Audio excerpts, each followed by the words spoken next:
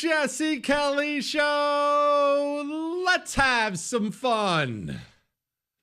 On a Thursday, we're almost done with the week, and it's going to be an incredible show tonight on the world famous Jesse Kelly Show. I might do something I don't know that I've ever done before. I might call for a new law. Ooh, I kind of feel dirty. Nah, I probably won't, but I might come close. We'll talk about that. That's going to have to do with the left-wing dark money network. We're going to talk about young men. There's a new poll out and their rejection of the Democrat Party and why. We will talk about the communists defending every inch of ground they gain, sometimes to a fault, but why do they do that? We'll talk. The Epstein stuff apparently is not going away. We'll get to that in a little while. ICE is already improving America's emergency rooms, all that, emailed, so much more coming up tonight on the world famous Jesse Kelly Show. But I'm going to begin doing the show tonight, doing something I don't think we've ever done before. I'm going to talk for a few minutes actually, about a celebrity death. Now, Chris has already given me a funny look. Chris, have I ever done that before? Chris said, I didn't think so. Hulk Hogan died at 71. Now, let me pause for just a second and explain why I have never done this before. This is very rare. Why I'm doing it now. So first, I don't do a lot of pop culture. It's not because I'm above it all or something like that.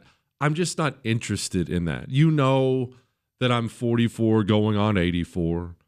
I don't really watch a lot of TV. The movies just make me mad now anymore. You can't even take the kids to a freaking cartoon without a couple dudes making out. So I've just kind of become this crotchety old man who's really walked away from a lot of modern pop culture. I don't even watch a lot of sports. Baseball I've gotten into like an old man, walked away from it like everything else. That's who I am now. And therefore, when, there's a celebrity divorce or a big death in music or something like that, it's just not something I care enough to talk about. It's not that it doesn't matter to the family, but it's generally just not something that I care about. I have other interests. But I want to talk about entertainment in general. Entertainment. You know how we talk about how there are pillars that hold up every society, no matter its size? There are pillars. The religion, the government, the entertainment. Entertainment in a society of any size has always been there because it's important. If I was to put you in a time capsule and send you to the Asian steppe centuries ago, and you were to go gather around with the Huns in one of their little nomadic villages, you would find they have a form of entertainment, probably several forms of entertainment of some kind. Maybe it's a dance or a play or a performance of some kind. Huge nations have entertainment. Why? It's not only so people can kick back and put their feet up and relax and enjoy a baseball game or something like that. It's not only that. It serves two critical forms. It's why entertainment is a critical pillar in a society. One, it brings people together. It helps create a cohesion in society. It's why the communists actually took over professional sports. Why? When I was a child, the NFL or something like that would never have been political, would never have even thought about taking a political stance on the right or the left. Well, the communists can't have that because it brought people together. Hey, we're all going to gather around today and cheer for the Browns or watch the Browns lose. You understand what I mean? Well, the communists can't have people coming together. So they worm their way like the parasites they are into the professional sports offices, and soon you wake up one day and Black Lives Matter is painted on the end zone, and now instead of bringing people together, it divides them. No, screw you. No, take it up. Divides people. So it creates good entertainment, creates a cohesion in a society. And there's another part of it. And maybe this part will make you cringe. Maybe you'll wince a little bit. It does help give us a moral guidance. That's its purpose. It's a huge purpose for societal entertainment. Greek mythology. You know much about Greek mythology? Of course, everyone, you at least know what I'm talking about. Gods and demigods and Hercules and Odysseus and all that. You know generally what I'm talking about. Well, it doesn't exactly take a brilliant scholar to read through the mythology and set fact or fiction aside. These are lessons that are being taught to the Greek people about bravery, about dishonesty, about this, about that. They're lessons taught to people. The story of Icarus and flying too close to the sun. These are lessons taught to people. We get moral lessons from our entertainment. Do you want to know something about me? This is going to make you probably laugh and roll your eyes. I'm just being honest here. Do you know a huge part, a part, I don't know if I'd say huge, but definitely a part. No, I would say huge. A significant part in my worldview, who played a significant part in it? Morality, bravery, right, wrong. John Wayne. I grew up. We didn't watch a lot of movies. My dad certainly wasn't into many of them. But my dad loved John Wayne movies. Because my dad loved them, you want to do whatever your dad's doing, I grew up watching John Wayne movies. You name it. The Cowboys, Big Jake, The Searchers, El Dorado, The Alamo, Green Berets, Sands of Iwo Jima. I could go down the list. I've seen them all. I've practically memorized them all. I know it sounds stupid and ridiculous. Maybe it is, but I grew up watching on the screen. This is what a man is. A man fights for what's right. A man fights against evil. He protects women. Sometimes you have to give your life for it. You might be rough and tough and you don't whine and you don't cry. I was guided by John Wayne movies. Entertainment matters. In the 1980s, professional wrestling was huge. I know it's fake. I got all that. I don't expect you to be a fan. I don't care if you are or aren't. Doesn't matter. Hulk Hogan, everyone knew who he was. My mom knew who he was. And Hulk Hogan was obviously a performer. It's what he was. But he exemplified what our entertainment used to be when I was a kid. And I'm not trying to do the back in my day thing. I'm really not. Because there's good and bad about the old times, good and bad about today. But I grew up in a time where our top entertainers, they would get on stage, whatever stage it was, the movies, or in Hogan's case, the wrestling mat, with a big American flag and sing songs like I'm an American and it was awesome. It was ridiculous and it was over the top and it was patriotic and it was fun and it was awesome. And I respect it. And let's not forget the legendary moment where the Hulkster, just last year, showed up at the RNC and blew the roof off the place. What happened last week when they took a shot at my hero and they tried to kill the next president of the United States? Enough was enough. And I said, let Trumpomania run wild, brother. Let Trumpomania rule again. Let Trumpomania make America great again.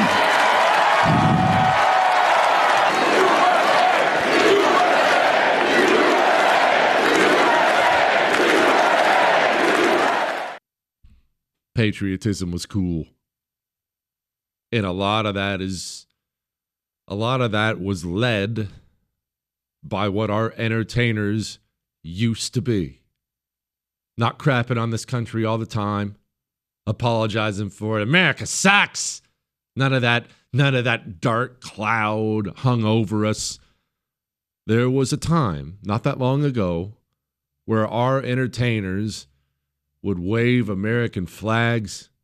And even in the most ham-fisted, over-the-top fashion, they would wave them and tell the whole country it's good and right to be proud to be an American. And again, I'm not trying to do a back in my day thing, but I miss that. I do. Today we get Pedro Pascal and little fruitcakes like that. We used to have Hulk Hogan, Sylvester Stallone, and it was awesome. So rest in peace, Hulkster. Appreciate that very much. Let's move on. Talk about some politics. Let's talk about dark money.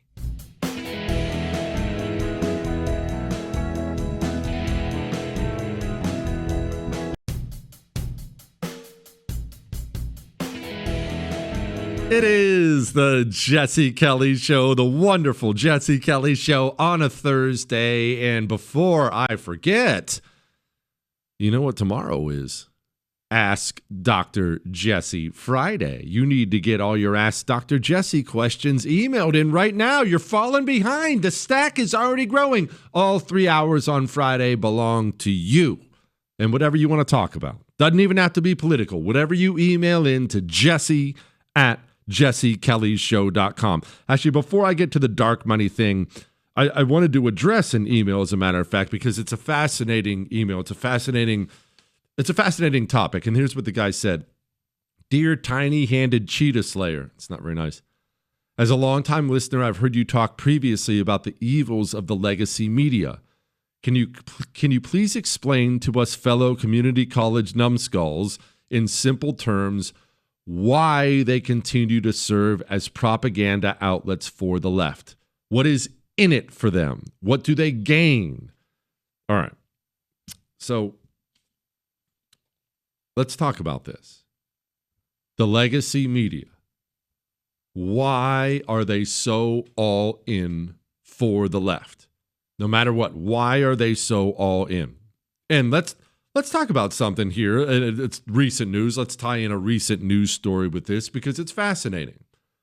Colbert. You don't care about Stephen Colbert, neither do I. I'm not talking about that, but he's the late night guy, took over for Letterman, this legendary late night comedy show. He takes over for David Letterman. Maybe you're a Letterman fan, maybe you weren't, but whenever my mom wasn't watching, I would turn it on if I was up too late, and it was just funny jokes. There's a bunch of funny jokes, maybe some inappropriate things in there, but it's funny jokes. Why would you take over an institution like that and go so hardcore left, so hardcore partisan? And maybe you're just saying, well, Stephen Colbert is a communist. And of course, that's true. But remember, Stephen Colbert is an employee. He's an employee for CBS. That show needs to make money, right? In the end, it better be making money, right? Look, even this show. You know, I'm an employee of Premiere, and they treat me wonderfully. I know I like to complain about the suits, but I really do. That they are amazing to me. They never lecture me. They never tell me to stop saying things or being inappropriate. They just let me get away with whatever. But this show is to make money. It's not a charity. And if it stops making money, then you'll stop hearing the sultry sounds of my voice on the radio. Why didn't that apply to CBS? Forever. Show lost $40 million a year because the CBS bosses went along with everything, agreed with the hardcore left-wing stance. Now, let's pause on all this for a moment. I want you to rewind, or maybe if you're young enough, you don't have to rewind at all. I want you to rewind back to high school. Do you remember high school? Everyone remembers high school. You remember your high school times. Maybe they were wonderful times for you. Maybe they were terrible times for you. I don't know, but let me ask you something. Do you remember the feeling maybe you were part of the in crowd? Do you remember how good that felt? Or maybe on the flip side of this, maybe you weren't in the in crowd. Maybe you were an outcast for one reason or another, awkward or dark or whatever. Maybe you weren't part of the cool kids club. Do you remember what that felt like? Do you remember what it meant to you back then if you could be part of the cool kids club. Look at that group of guys and girls. All the pretty girls are in there. There's a bunch of athletes and other cool kids in that group. There's 20 of them. They're all gathered around. They're all talking about what kind of fun things they're going to do together this weekend. Oh, look how pretty that girl is. If I was part of that group, I could talk to her. Instead, she doesn't even know I exist. Young girls thinking the same way. Now, could you put a monetary value on what it would have meant to you back then to be part of the in-group? Hard to put a monetary value on it, isn't it? And here's why. This is a human nature thing. It's not a high school thing. Being accepted by our peers, loved by our peers, is something that human beings naturally seek out. They want to be part of the in crowd. They want to be part of the group. They want to be accepted. And probably more important than that, they don't want to be rejected. To be rejected by society, to be rejected by a group, by the cool kids in your school, by the people in your neighborhood, by the Facebook moms, by the this and that. To be rejected, to be an outcast, crushes people's psyche. It crushes people. It does things inside of people's brains. It does things inside of people's bodies that you can't even quantify. It is a human thing to be petrified of rejection, of being one of the outcasts, one of the dorks, one of the losers, one of the whatever. And by the way, if you're a kid listening right now and that's how you feel, like, trust me, high school doesn't last forever. You'll move on. You'll be just fine. You're going to be just fine. So don't let it get you down. But back to what we were talking about. Human beings want to be accepted. It becomes more important than money at some point in time. I'll finish my point about what happened with the legacy media and why it happened, and then we'll finally get to dark money, which I promised you about.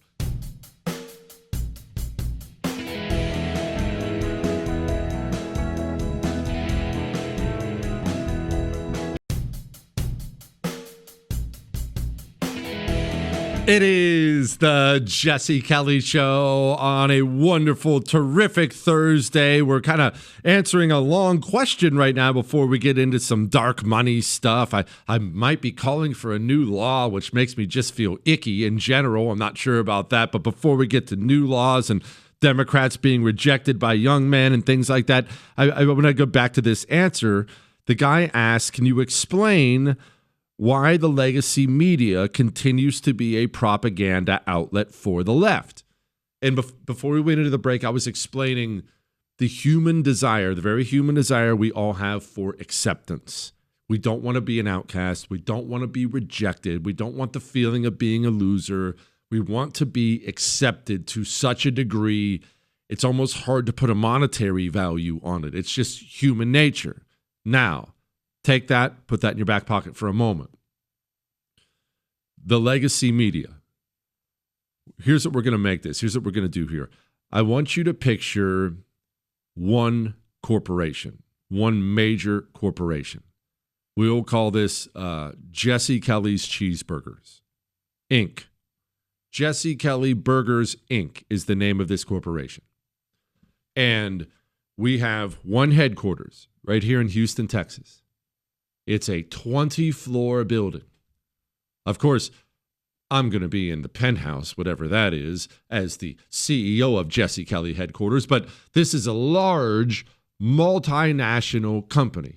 So we have vice presidents of this and vice presidents of that and managers here and sales there. And okay, so there's a lot of employees. Let's call it 1,000 employees. All these different managers. Now, let's say me, Jesse Kelly, what I want as a company, what I want is purely money. I am only interested in making money and cost savings. I don't care. I don't place any kind of a priority on customer service. I'm not even really caring about the quality of the burgers or anything else. I care about the bottom line, only the bottom line, and today's bottom line. What kind of vice presidents am I going to hire? I'm going to hire vice presidents. I'm going to hire managers who believe the exact same thing I do because I'm the boss. That's what I want. That's who I hire. What's going to happen after I fill up my company with managers like that? That mentality, that way of thinking will begin to bleed down into every floor. I said there are 20 floors. That mentality started out on floor number 20, then it went down to 19 and 18, and it's working its way down and down and down. And guess what else? While that mentality is working its way down, we're hiring more people who only care about money. And what else are we doing? We're getting rid of anybody who has any other thoughts on the matter. Hey, Jesse, I know we could save a penny a burger bun if we go with the worst bun, but I kind of think people would like a quality burger one with the burger. Get out, you're fired. No, the penny's all that matters. If that's the philosophy of Jesse Kelly Burger Inc., then after a long enough period of time, every part of the company will carry that mentality. People who don't carry that mentality will be purged, and that is how the company will operate. Now, let's switch it up. If I decide I want our company to be charitable, and I want our people to be charitable, yeah, we want to make great burgers, we want to make money, of course, but giving back in some way is a priority for me. I'm going to hire VPs, managers, who it's a priority for them. No, Jesse, I'd like to help sick kids. No, I'd like to do okay. They will in turn hire people under them. And that mentality will bleed down from the 20th floor all the way to the bottom. And just like before, people who don't share that, no, Jesse, screw charity. I don't even care about sick kids, just money. Gone, fired, bye. Mentality, a lifestyle, a mission. These things can be guided and these things can change over time. What happened with the legacy media? Well, journalists are naturally going to have a more leftist bend, at least a little bit of a leftist bend anyway. It's just the nature of the field. But what happened was committed communists began to leave our top universities, having been trained at our top universities, and they begin to go into the media world. On top of that, Democrat operatives and former Democrat politicians, when they're done with politics or taking a break from politics, go into the media world. And if you think about the legacy media as that 20-floor building, that skyscraper, after a long enough time, they worked their way up the floors, and soon you've got the head of companies like CBS not caring if his late night comedy superstar alienates half the country because he feels the exact same way. Go ahead and lose $40 million a year. It doesn't matter. Getting Trump is all that matters. And once that becomes the mentality, the mission of the company, just like in Jesse Kelly Burger Inc., it bleeds down to the other floors where if you're an executive producer on this show or you're an intern on this show, you understand, get Trump, protect Democrats, smash Republicans, protect Democrats, smash Republicans is the only mission statement you need to adhere to. Even if you don't necessarily believe that, you know you better shut up and lie or you're going to be out of a job because you've watched it happen to others. Anyone who uttered even a little bit of a positive word about Republicans or someone on the right, boop, gone, fired. And so just like has happened in the rest of the Democrat Party, actually, which we're going to get to in a minute when we talk about the dark money stuff, but just like it's happened to the rest of the Democrat Party, if that mentality stays inside of the media for long enough, and it did, after a long enough period of time, you will find that you have purged anyone who was a dissenting voice, anyone who might have put a check on your communist activism. They were all fired. They all quit. They were all laid off. Now, it feels good when you walk into the building because everyone thinks like you. Everyone's a dirty communist. Everyone's on board with the mission. Everyone's on board. Just get Trump, get Trump. Everybody's signed on. After a long enough period of time, you got everyone buying in. But this is what communism does, you see. The building is dying. You purged everything that was good and right. You can't reform now because all the reformers were fired or quit. And now the building's dying. The company is dying. The legacy media in its traditional form, the New York Timeses of the world, the NBC Newses of the world, they're dying. They're dying because they allowed themselves to be completely captured by communists. You don't want to buck anything because this goes back to the high school analogy. You want to fit in. That's what the boss thinks. That's what my coworker thinks. You want to be part of the in crowd. To be part of the in crowd with major media companies, you better be a dirty America-hating commie.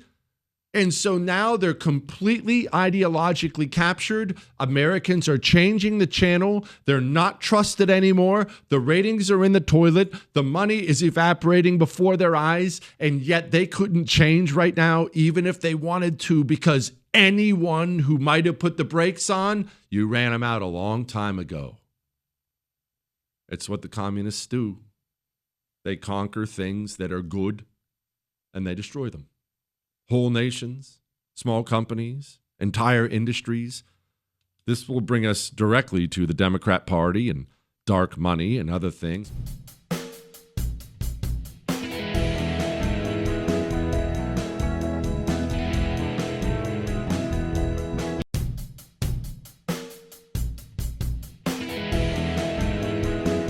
It is the Jesse Kelly Show on a wonderful, wonderful Thursday, reminding you that tomorrow's an Ask Dr. Jesse Friday, and you need to get your questions emailed in right now to jesse@jessekellyshow.com. So that all brings me to ideologically captured Democrat Party and one of the ways in which that happened.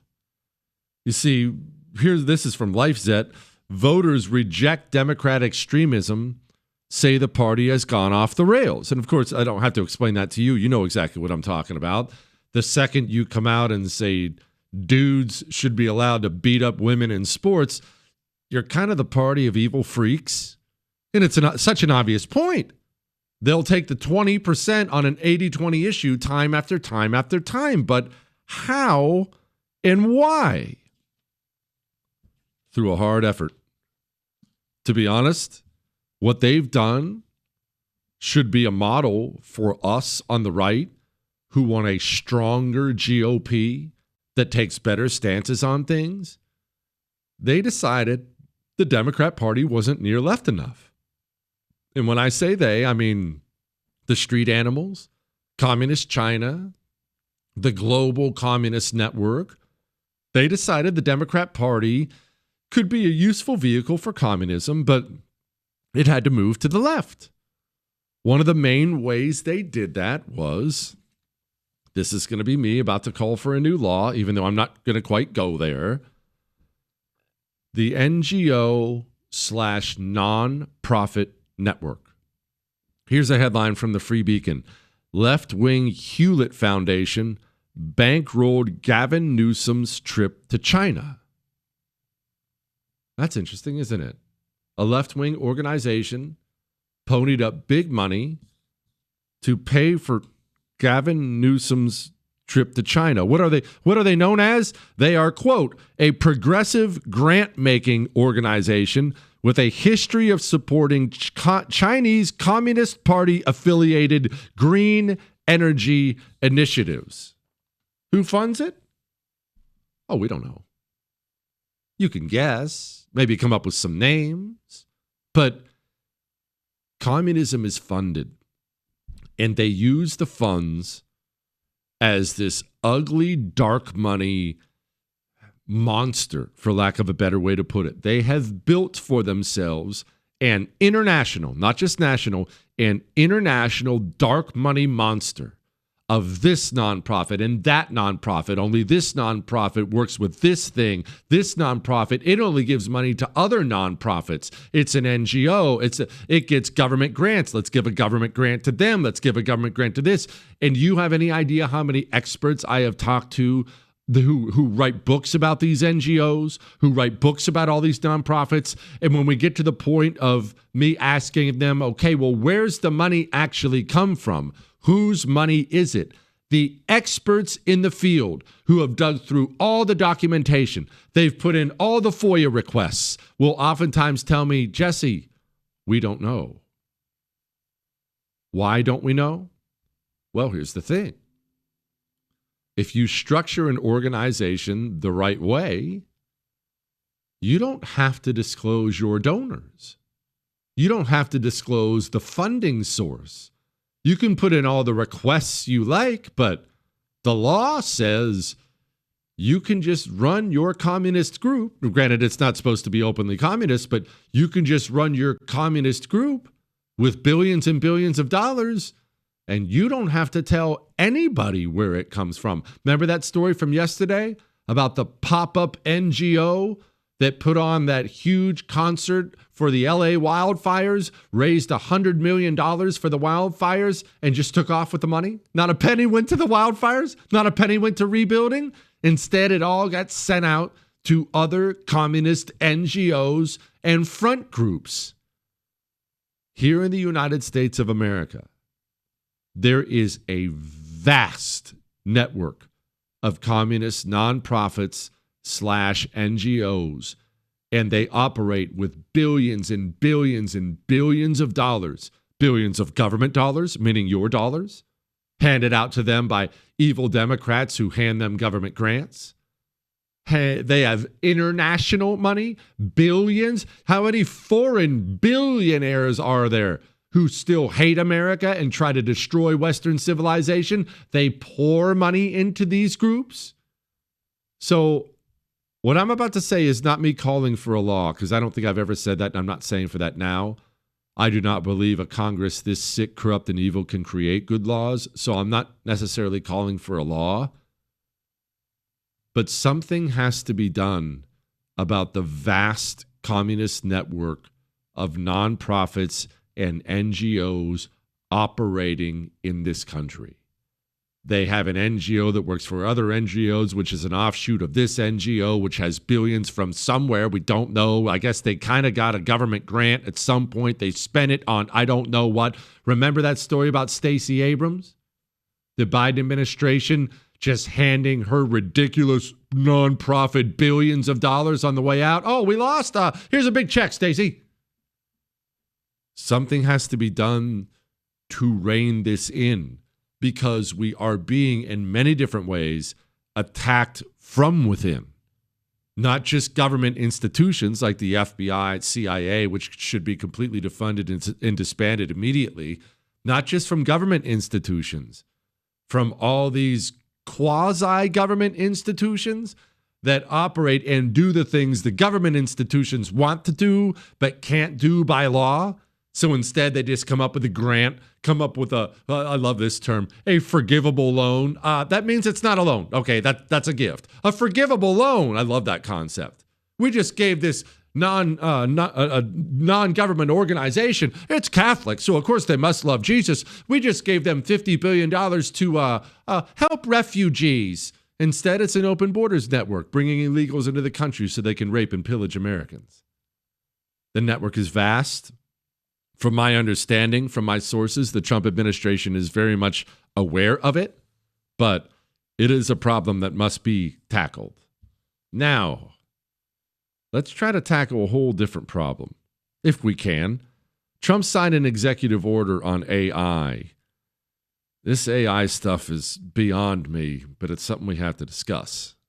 Next.